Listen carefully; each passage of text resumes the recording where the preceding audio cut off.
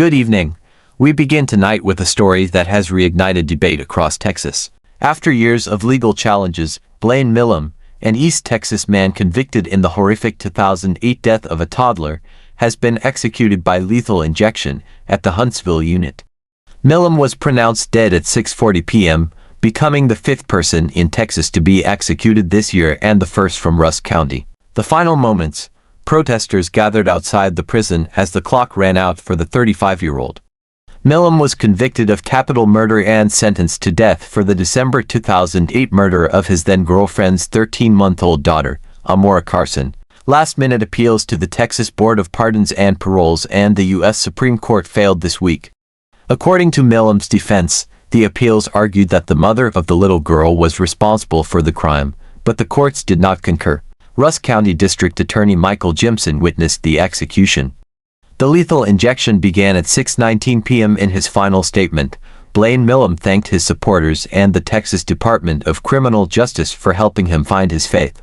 His last words were, "I love you all, bring me home, Jesus."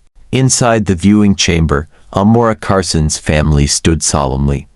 A family spokesperson stated, "We will never know what Amora would have contributed to our world." The broader controversy, Milam's execution, has renewed questions about the death penalty and criminal justice in Texas. His case, along with the next scheduled execution of Robert Roberts, highlights a broader controversy. In Huntsville, Texas, As protesters stood outside the Huntsville unit, Blaine did nothing to that child. the clock ran out for Blaine Milam.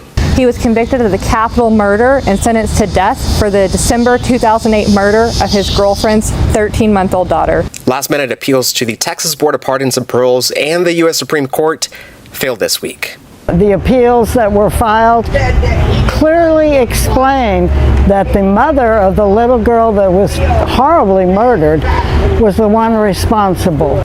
But the courts did not see it that way. Rusk County District Attorney Michael Jimson witnessed the execution. Meanwhile, Amora's unspoken plea for justice has reached a crescendo that endless appeals no longer silence. The lethal injection began at 6:19 p.m. In his final statement, Blaine Milam thanked his supporters and the Texas Department of Criminal Justice for helping him find his faith.